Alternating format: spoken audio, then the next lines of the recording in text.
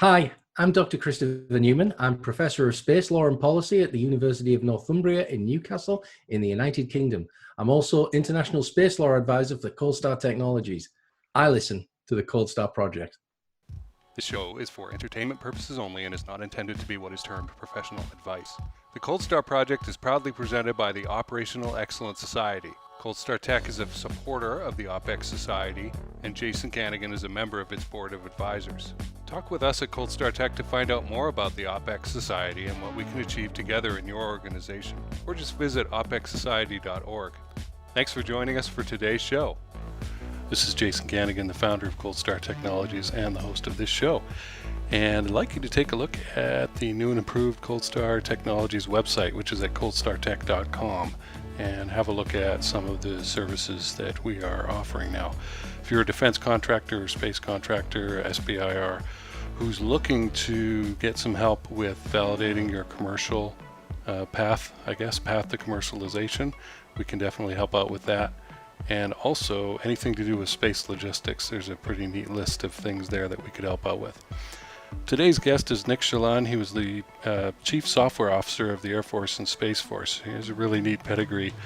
And I wanted him on because I found him on LinkedIn and he was causing a bit of a stir because he is extremely forthright in his opinions. And I like that a lot. I like Nick's perspective.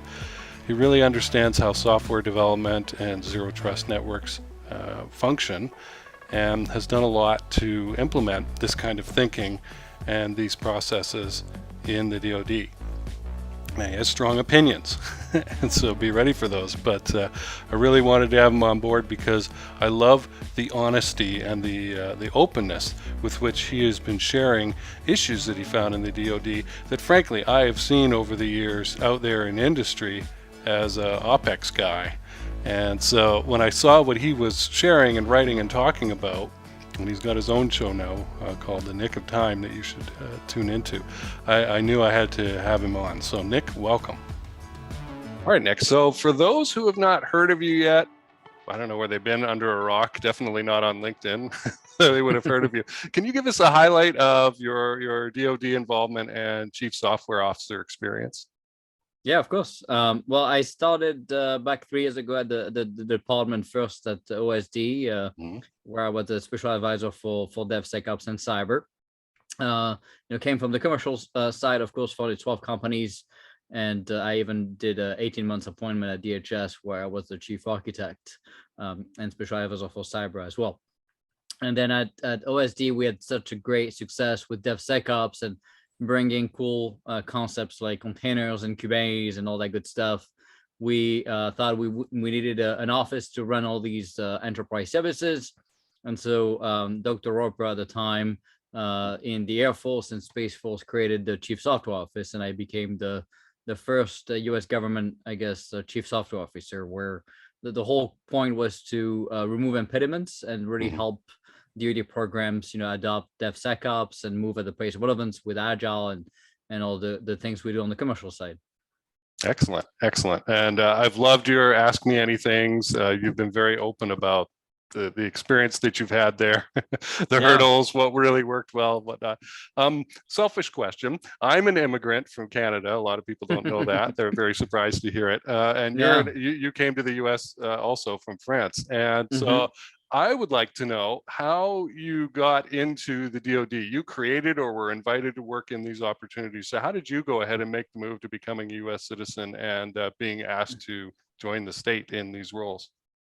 Yeah, it's funny because, after selling my my 11th company, I wanted to kind of make a difference. And I started to reach out first at DHS. It was the time where there was the Paris attacks, terrorist attacks and all that stuff with ISIS. And so I wanted to do something better than stupid mobile apps, So I tried to reach out to a few people, but then they told me, well, we can't do much until you become a US citizen. And so it happens I had, been engaged and married to a US citizen myself, so I could actually become a US citizen.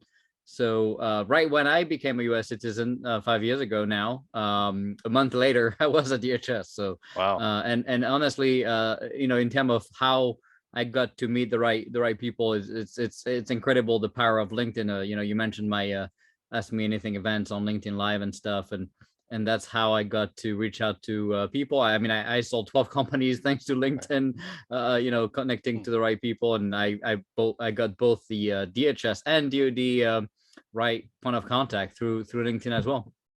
Excellent. Well, thank you, LinkedIn. It's been very helpful. Yeah. You mentioned DevSecOps earlier, which is one of those portmanteau jammed together acronym type things. Can you explain what DevSecOps is for those outside the tech field? Yeah, so dev, of course, is development, sec is security, and ops is operation. And it's really shifting left, removing the walls between development and operation, and cybersecurity and testing, and really accelerate the delivery of small incremental value in production. So small continuous and delivery of value in production in the hands of the end user, in our case the warfighter. So releasing software multiple times a day, that's how you see companies deliver value today in the last 5-6 years, when you see software updates and software changing multiple times a day sometimes. That's all thanks to the principle of agility and, of course, DevSecOps. Okay.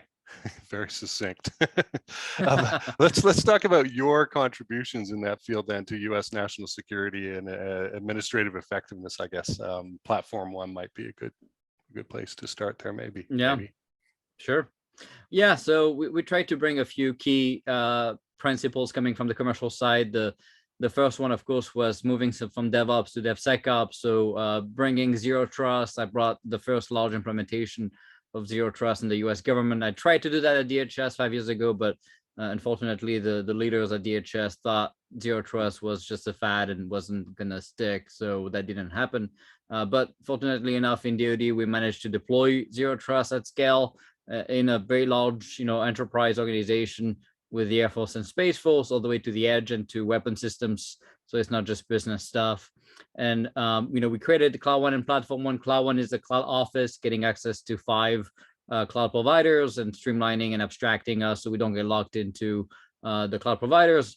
And Platform One is the DevSecOps team that brings a lot of the key ingredients to deploy a continuous integration, continuous delivery DevSecOps pipeline. We open source a lot of the work. We created what we call Big Bang, which is the DevSecOps platform of Platform One, where we have all of the technology available for people to reuse. We have now 5 nations, 12 agencies outside of DoD, and dozens of commercial companies using Big Bang, thanks to the open source contribution, which I believe is the largest contribution of the US government, and still in active use by the US government. Usually what you see is the government open sourcing things and then walking away, but in this case we are still actively using it, so that's pretty cool to see as well. And we built also Iron Bank, which is the container registry of containers, so we can assess and harden and authorize a container coming from the commercial side, whether it's open source containers or commercial containers. And that's been pretty incredible. 950 containers authorized within a year, which usually takes multiple years, and it's a very slow, painful process. So kind of removing also the impediments for companies to try to do business with DoD as well. Right. Excellent. And these, the public can see these things. They do have websites. I'll link to some of them below in the description. And we can go check that out. And I have to admit, it is a little intimidating, and I had a lot to learn. But I've had Maya, my assistant, on with me so that she can learn as well on these Ask Me Anything. Oh, that's cool.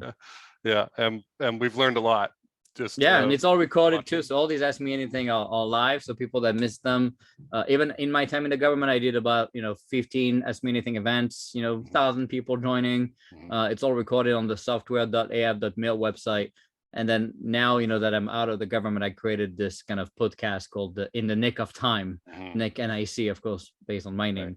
Right. And that's how we continue kind of giving the mic to some of the great leaders in the government, but also companies doing great stuff, and trying to raise awareness as to why people should really want to help us in the fight against China, really, when it comes to AI and cybersecurity and all this good stuff. So Right, right. Well, and folks, let's get into the real reason why I wanted Nick on the show. He just Ah, he just mentioned it there.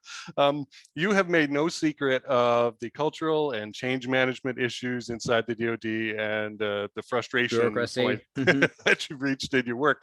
And this caught my attention because these issues are in basically all large organizations. They become like a super tanker that just has so much inertia, it keeps going the way that it is. I'm an Sure. operational excellence guy. I'm on the board of advisors of the OpEx Society, and I've seen Mhm. these kinds of things up close in large businesses for like 20 years. Uh, Sure.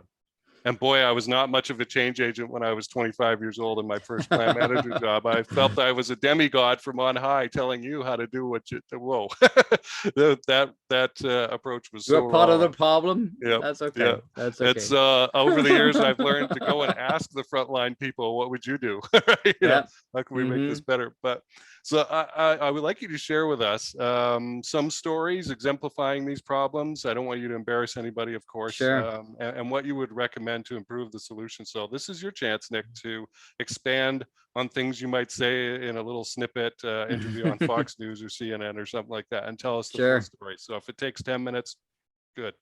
Yeah.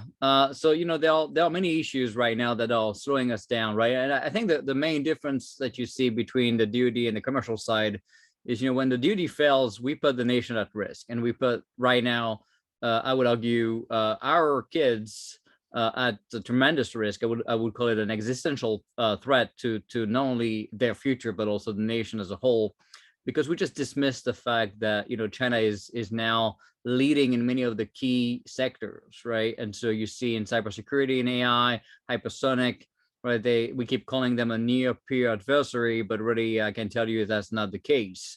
And we keep saying, oh, that's almost a Sputnik moment, or we see cyber attacks targeting the oil pipeline, water supply, power grids, and just keep dismissing it because it was impactful, but maybe not enough. I don't know what it's going to take for people to wake up. But I can tell you, we're running out of time.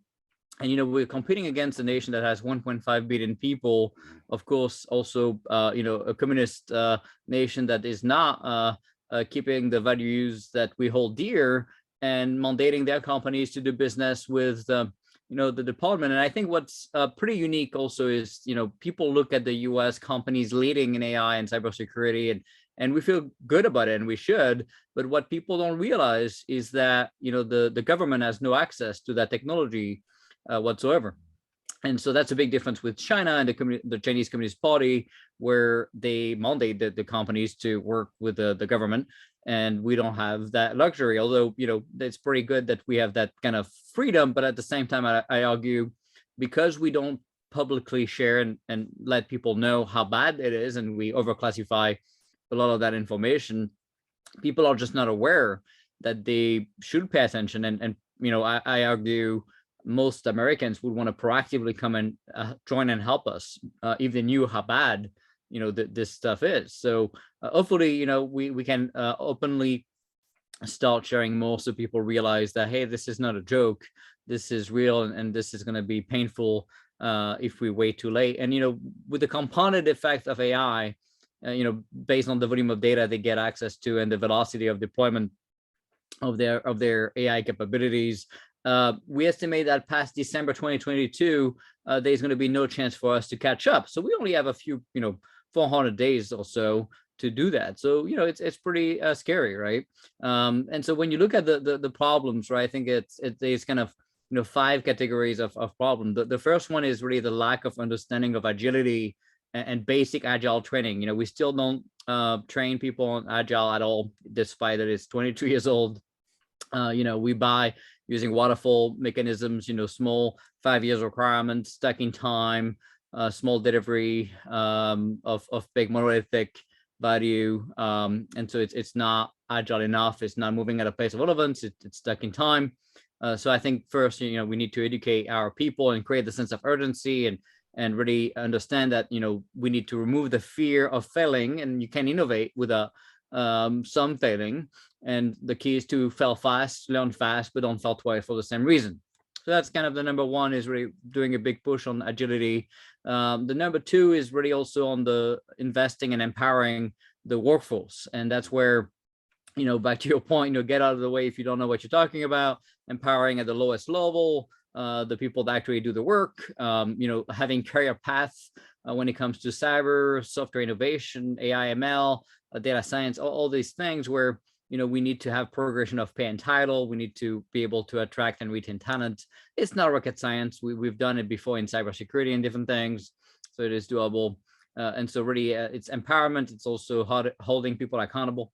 And so we can deliver value and really be transparent when it comes to success or failures of what we invest in. When you spend $750 billion of taxpayer money, but I argue again that we get barely 10 cents on the dollar on return on investment, 90 cents wasted just on bottlenecks of acquisition and nonsense, and that's the 10 cents are stuff we end up getting delivered. Doesn't mean it's actually of quality and actually stuff we needed. So we may also buy the wrong thing. So now you're compounding that maybe down to 5 or 2 cents of actual value. So we feel complacent because we spend more money than many countries combined and more money than China. But the fact is maybe they are spending it more wisely. Instead of buying large, platforms, they are buying small, nimble, autonomous platforms that are more like cattle-like, where they can discard them if they want to. They don't have to spend billions on a aircraft carrier or hundreds of millions on an F-35. That might not be the way we fight the next battles. And so, if China decides to attack Taiwan tomorrow, if they disrupt the power grid in the US, I'm pretty convinced we're going to be so busy trying to fix the grid, we probably going to not have the time to worry about Taiwan too much. So, there are things like that, people are dismissing or, but effectively every time we did a war game against China, we lost very rapidly. That's another thing that most people don't talk about. Another aspect of that is anytime we put AI on the jet, the AI capability was able to win over the best US pilots every single time. So again, AI is going to be the difference between winning and losing the wars of tomorrow, and whoever is going to lead in AI will be leading the world. We spend more time talking about AI ethics in the US than delivering AI capabilities in our warfighting capabilities. And so that's a very big concern. I'm not saying we shouldn't think of ethics and we should be stupid, but we cannot just be talking about ethics all day. That's probably also not a good idea. And so in the meantime, China is now waiting for us to figure this out. You've seen it recently, even with the hypersonic launches, where they've done 200 plus launches. We've done 9. And the only way really to stop one of these missiles will be through AI defensive capabilities. So, again, that's not something we invest heavily in at all. So, we talked about the workforce, we talk about acquisition. The third thing is the silos and egos and, the duplicative work. So we get 10 cents on the dollar, but we also build the same things, 20 times across Army, Navy, Air Force, and so on. And you see clouds, you see basic cyber capabilities, zero trust, you see DevSecOps, you see all these things, data fabric, things that enterprise do centrally and then empower their team to then be more diverse. But there is, common sense in identity management and different things that you just do centrally. That's just the way life works. That's not how we do business. Whether it's email, all the way to cloud adoption and contracts, all the way to DevSecOps, identity management, zero trust. Each of the services are building things in vacuums, and then of course we don't have enough talent, and then we need to integrate them together, which never works, and we're paying more money to integrate stuff that should even be diversified to begin with. So, a key will be to create a joint office reporting to DevSecDef and fix that by merging and really putting it in charge of these teams. You see 3-star generals that have good intention in charge of the joint AI center, or pick your poison, that have zero background in AI, zero background in cloud. You would not put me in charge of flying a jet, and with good reason, right? But yet we dismiss that when it comes to IT, and we let pretty much a random selection assigning roles when it comes to IT innovation, and that's very short-sighted. We need instead to pick people based on experience. I don't care about degree, I don't care about anything else but experience. It's like if Google was hiring the head of Google Cloud and just get someone that never even put a data center in their basement, they would probably not do that. So you probably don't want to do that either. particularly when the next wars will be fought through software-defined means. The rest is going to be anecdotal, and people tend to dismiss that. They get excited about, big, heavily, expensive, exquisite weapons, but the fact is that's not probably not how the next battles are going to be won. So, joint work, stopping these silos and egos, breaking that, right, and really thinking as an entrepreneur inside of the department, where we're serving the warfighter, we're not mandating stuff, but at the same time, sometimes we need a mandate because people are just not using things for the wrong reasons, for egos, or because they just don't want to use it. That's not a valid reason. So diversity, yes, but it could be in the same office, right? You could have a couple of options, or 5 options. We have 23 databases in platform 1, 16 programming languages in platform 1, right? So plenty of options, but then we had one ICAM stack, one zero trust stack, right? So it just makes common sense. So that merging of work is essential. And then, of course, I think we need to make sure we are more transparent and do better public-private partnerships, so we can bring the best of breed companies, both startups and larger companies. You've seen Google walk away from Project Maven back in the day, 3 years ago, and now they're coming back. But again, the details matter, right? Because Google is saying, well, we want to bid on the cloud contract that we're gonna be releasing. But they always have a caveat. Well, as long as it follows our ethics principles. Well, I'm pretty sure that their ethics terms and conditions state you shouldn't be killing people. It makes sense. But the fact is, a weapon is going to kill the bad guy, and that's kind of the point of the weapon. So if you have that in there, you're pretty much saying all you're going to be helping with is business stuff and not weapon stuff, and that's just not good enough, right? We're not here for business systems. That's not why the DoD exists.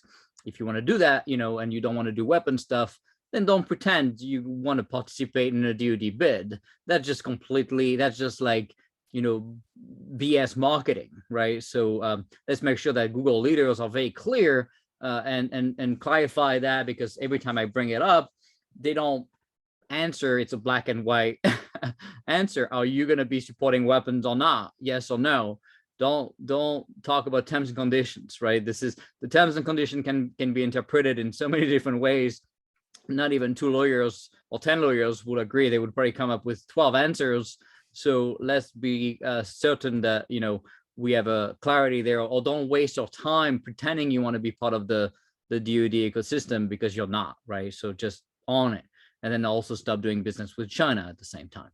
And so, the last piece is, of course, on top of the public-private partnership, and that's really kind of what we did for World War II with the Bell Labs and the more like innovative stuff, not just the basic stuff we're doing now. I'm talking really next generation joint investments, right? And the urgency, and I hope it's not going to take like a massive event, malicious event, for people to start paying attention.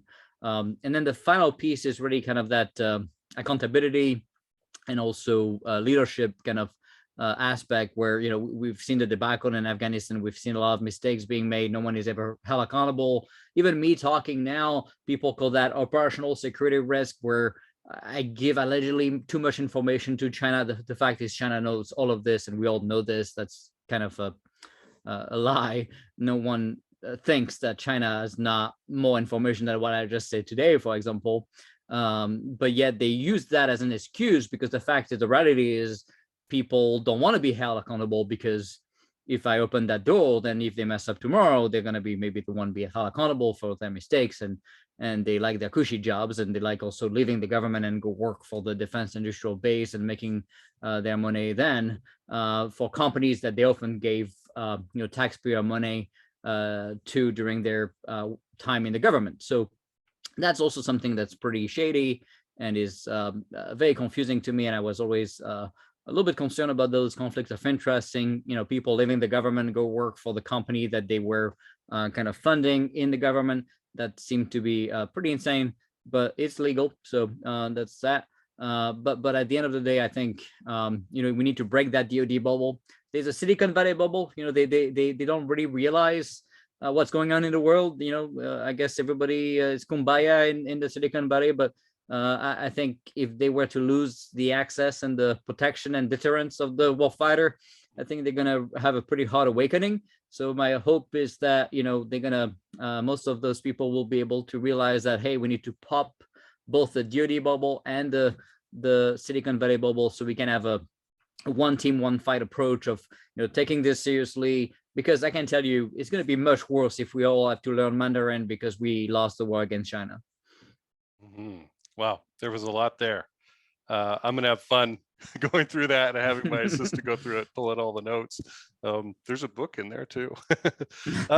Why do you say, Nick, that we've got about 400 days to catch up with China, or else we're gonna lose? We're gonna be behind and stay behind. Yeah, if you look at data, I mean, just basic numbers, right? The fact that already we're starting, if you look at day one, 1.5 billion people versus 350 million. If you look at also the volume of data they have access to, the complete access to their commercial companies, we have a lot of impediments, right? We already have, by definition, we need to be stronger, smarter, leaner. We need to be moving fast. And we do the opposite. So not only they are moving faster, they are taking it seriously. They're investing in, into their kids at 7 years old to learn AI. We don't do that, right? So at the end of the day, I think by definition, we should not be complacent. But on top of that, we are, because we've been, winning in the Middle East, which, against camels and horses. And we think that's how that's going to play with China. I can tell you that's not going to be the same battle. You can just aggregate in Asia a few troops, and by the time you even get there, you're going to be bombed and gone, and they're going to probably do some cyber offense back here, and for the first time in history, the US is going to be attacked on its own soil. So good luck with that one, right? So people need to wake up, and so you look at the investment they're making in AI, and the fact that AI learns upon itself and gets better and stronger with more data, and the faster you deploy, there's an exponential component to it. And, at some point you just can't keep up because you don't have access to the same volume of data, and you don't have the same volume of talent, because they have much more talent than we think they do. In fact, they are releasing more research publicly than we are. And that's the public stuff. They're doing a lot of stuff they don't release. Where on the other end, that's not so true in the US because we're more transparent. So, I think overall, the numbers are what they are. We can debate if it's going to be December 2022 or March 2023, but who cares? At the end of the day, time is now. It's not in 10 years. It's not in 5 years. Like we see in some reports, those dates are effectively when we just have lost, not when we need to wake up. Mm-hmm. We need to wake up now. Yeah. For those who don't know much about electronic warfare, I've done a couple of interviews with a retired electronic warfare instructor that will give you some history. And it's a real cat and mouse game. And the AI that Nick is talking about measures and countermeasures and countermeasures, and they're all, doing things very quickly. Coupled with that, undersecretaries of defense have said that spending and investment on electronic warfare for like 20 years was not very good. We just seem to let that go by the wayside. There may be some renewed interest in it now, but there was a long period there of not much investment in it. For a country that relies on aerial blitzkrieg as its main thing, that made me go, what? When I heard about that.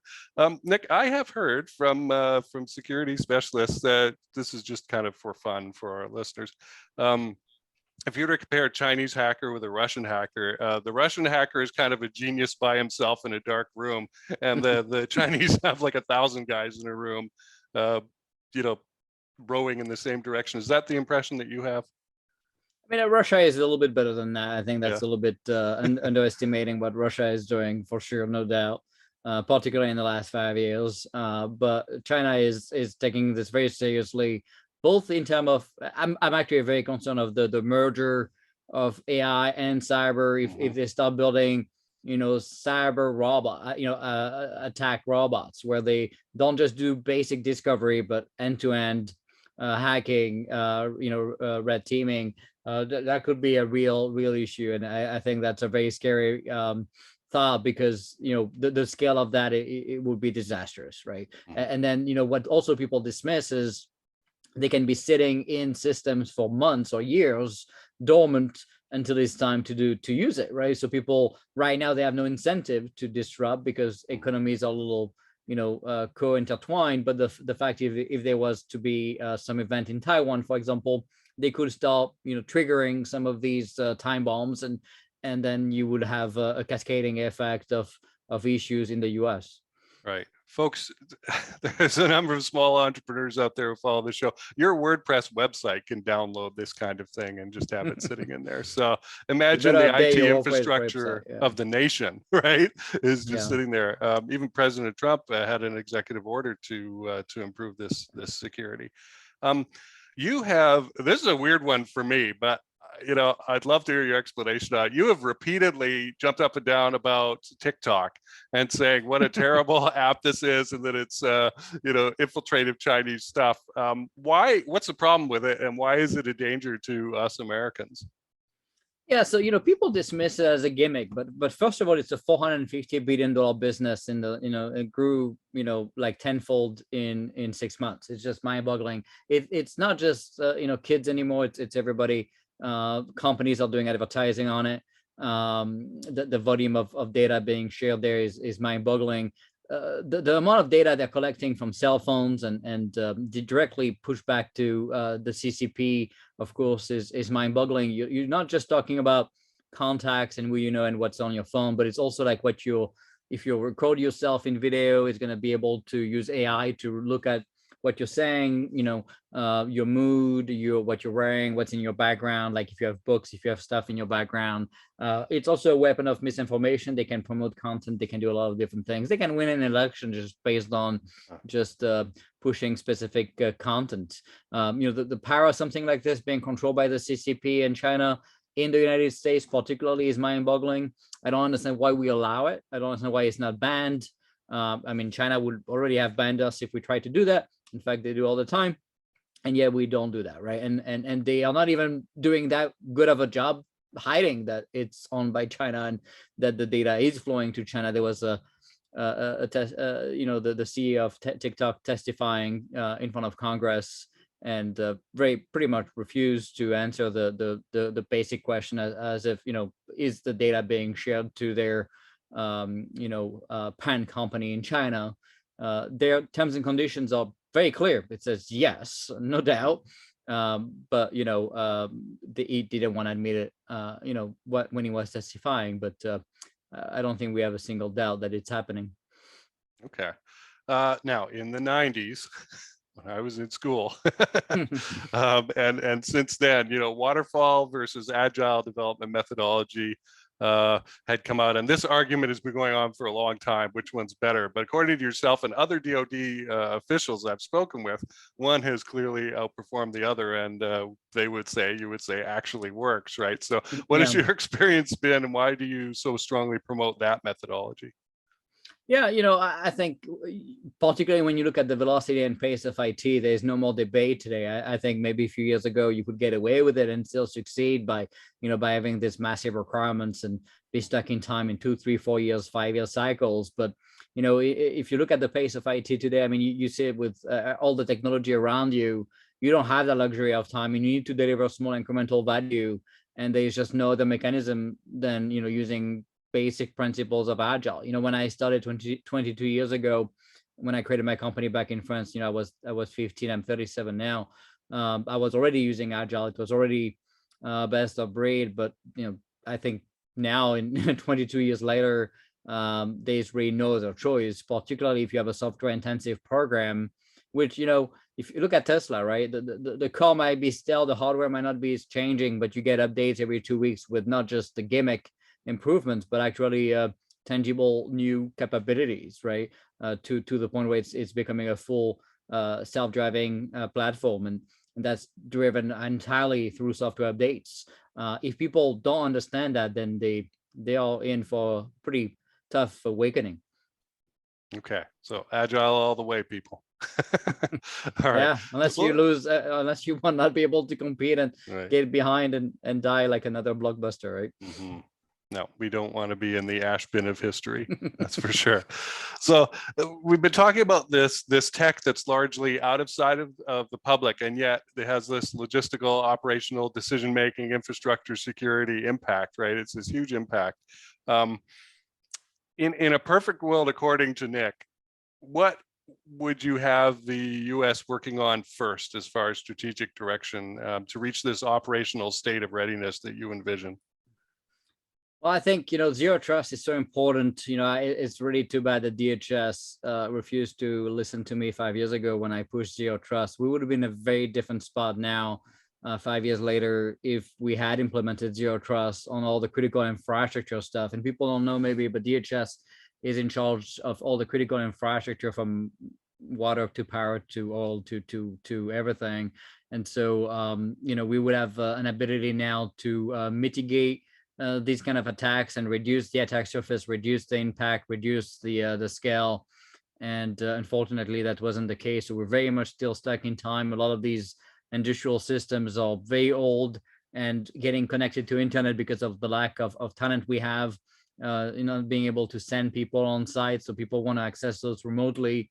A recent breach of one of the water facility was because they forgot to update, TeamViewer that they were using to remote into the system, which is it's completely mind-boggling.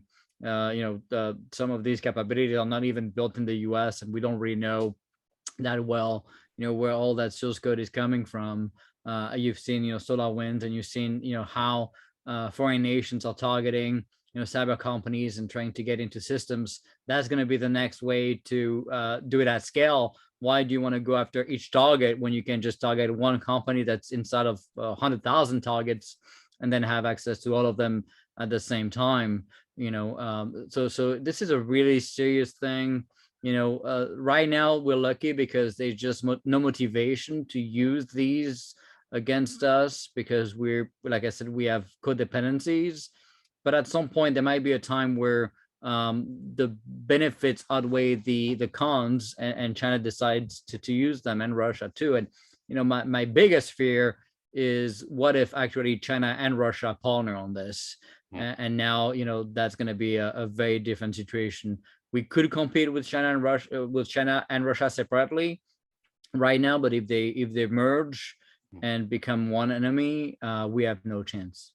Right. Yeah. And we've seen throughout history, two groups that might not like each other will partner up in order to embarrass a third party that they both don't like. So why not that? I think there's a tendency, myself included, before I started educating myself over the last few years, to believe that this stuff is all taken care of by smart people. And of course, it's being handled, right? And the more you dig into it, the more you realize a lot of this stuff is duct taped together.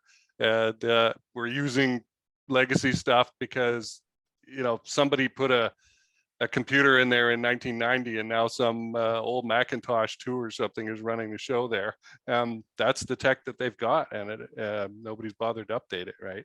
So yeah, you mentioned in your first article about leaving the CSO position that you felt you were losing your tech edge because you had to run around advocating and educating all the time, and that about the basic stuff. Yeah. Right.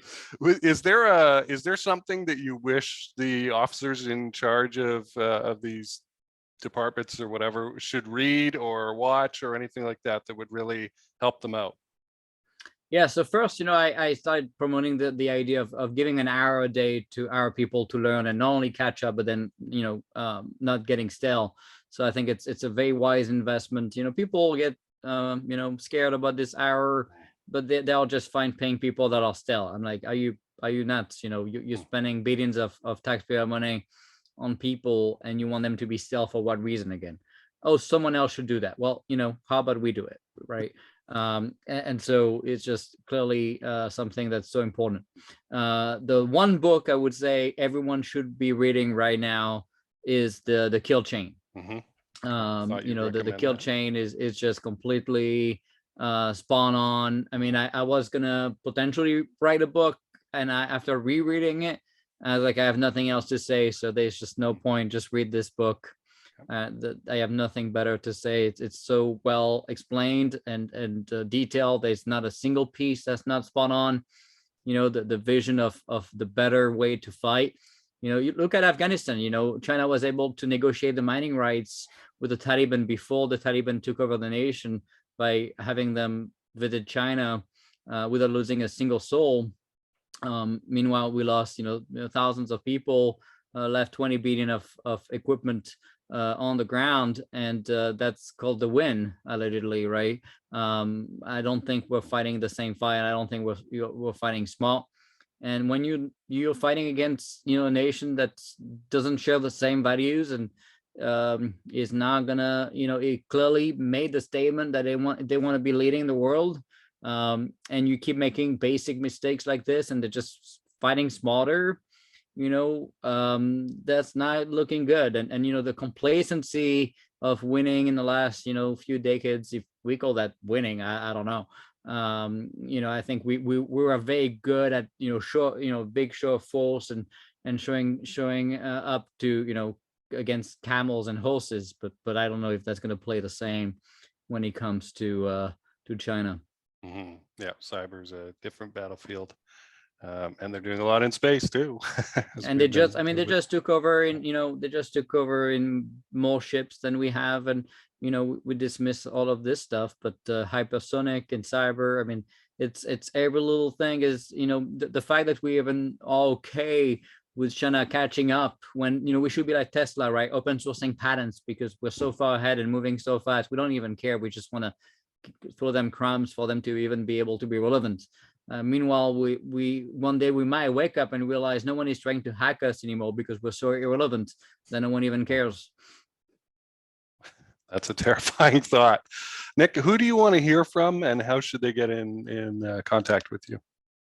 Yeah, and any company that's trying to help us when it comes to any of these fights against China and wants to help the DoD and is struggling maybe with accreditation or the software or how to do business with DoD, I'm always happy to help and point them to the right direction. We have a lot of great partnerships to help streamline the accreditation of the software and different things that fast track. A lot of people were complaining when I started the time it took for a small business to be able to do business with DoD. I think now it's very streamlined. Under a quarter, you can start seeing some very meaningful activity and progress if you have a good product, of course. And so I think it's very different. I would argue it's no slower than the financial sector or healthcare or pick your poison, right? But I think it's really important, and I think people that really care about their kids' future and not just making a buck should particularly pay attention, because I don't know what kind of nation or opportunities we're going to be giving our kids if we don't wake up now before it's too late. Excellent. And the best place for them to get a hold of you is? LinkedIn, no doubt. Yeah, that's the way to go. All right. Nicolas Chaillan, thank you for doing this. I appreciate it a lot. Thanks for having me. So thanks for tuning in. Again, I recommend that you go check out Nick's LinkedIn profile and follow him on all the great Ask Me Anythings and shows that he is doing and appearing on. It's a gift. It really is. You get to find out from the source what kinds of issues and successes are happening in that field. And again, go check out the coldstartech.com website, and I look forward to talking to you again soon.